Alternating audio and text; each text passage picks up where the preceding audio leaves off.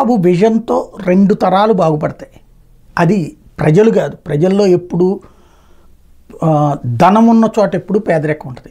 ఈ రెండిటి మధ్యలో మధ్యతరగతి వర్గం ఉంటుంది. 100 ఏళ్ళు కాదు 1000 ఏళ్ళైనా అంతే. అందరూ ధనవంతులు అవరు, అందరూ పేదలు అవరు, అందరూ మధ్యతరగతి అవరు. అమెరికా అందరూ ధనవంతుల, అందరూ పేదవాళ్ళ కాదే. అక్కడ మధ్యతరగతి, అక్కడున్న డాలర్లో ఉంటుంది. ఫ్రాన్స్ అయినా యూరప్ దేశాలైనా. కాబట్టి ఇది ఎవడూ మార్చలేడు. కాకపోతే ఒక బడ్జెట్ పెరగటం ఆటోమేటిక్గా ప్రతి రాష్ట్రము ప్రతి దేశము ఒకప్పుడు బడ్జెట్ ఎంత ఉంది, ఇవాళ ఎంత ఉంది, ఇది మళ్ళీ అది పెరిగిపోతూనే ఉంటుంది. ప్రతి ఏడాది పెరుగుతూనే ఉంటుంది. చంద్రబాబు ఉన్నప్పుడు 7.5 లక్షల కోట్ల జీడీపీ ఉంటే జగన్ ఉన్నప్పుడు 12.5 లక్షల కోట్లు. ఇప్పుడు రేపు చంద్రబాబు దిగేయడానికి 15 లక్షల కోట్లు, 16 లక్షల కోట్లు. ఇది ఒక నిరంతర ప్రక్రియ, ఎదుగుదల జీవితం అన్నట్టు.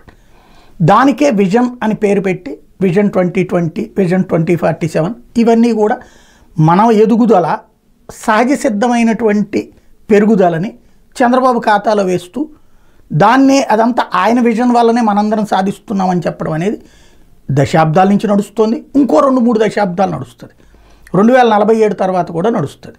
అప్పుడు బాగుపడితే అదిగో చంద్రబాబు గారు ఆలోచించబట్టి బాగుపడ్డాము అని చెప్తారు. ఇప్పుడు 2020 నాటికి ఆయన ఆలోచన వల్లనే మనం బాగుపడ్డాము అని చెప్పినట్టు ఇట్లాగా.